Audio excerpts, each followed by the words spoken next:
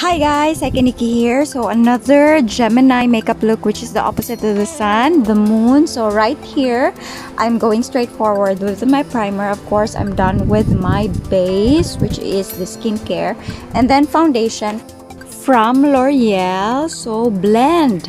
By the way guys, please don't forget to like, share, and subscribe. Share nyo naman to please.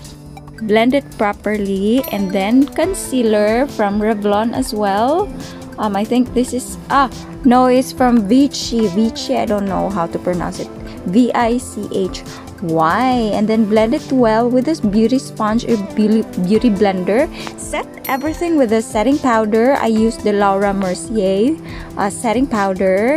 I'm planning to buy the RCMA but later. And then gel liner, black gel liner as my base for my eyeshadow, and then I'm blending it with all my charot.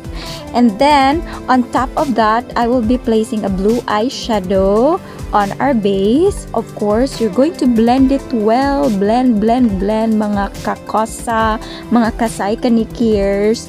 And then again, I'm going to place a transition which is a bit of orangey something. And then whatever is the shade of your eye in the upper part of your eyes, do it as well in the lower part, and then topping it off with the blue glitters. And then right now I'm using the color K for my brows in the shade of 02.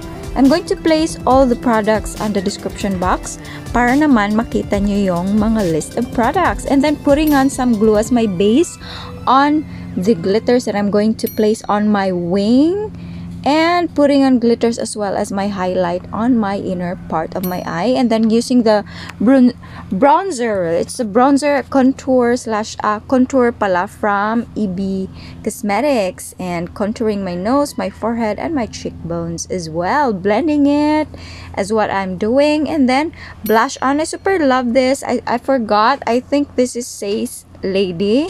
Yes, Says Lady, guys. And then Colorette Cosmetics under the shade of Zola, not Zola, but this is from Colorette. I'm going to place the name of the shade below. And this is the final look. I hope you're going to like it. Please subscribe. And then nag-change ako ng contact lens para bongga, diba? So subscribe, like, and share, okay? Follow me in my Facebook.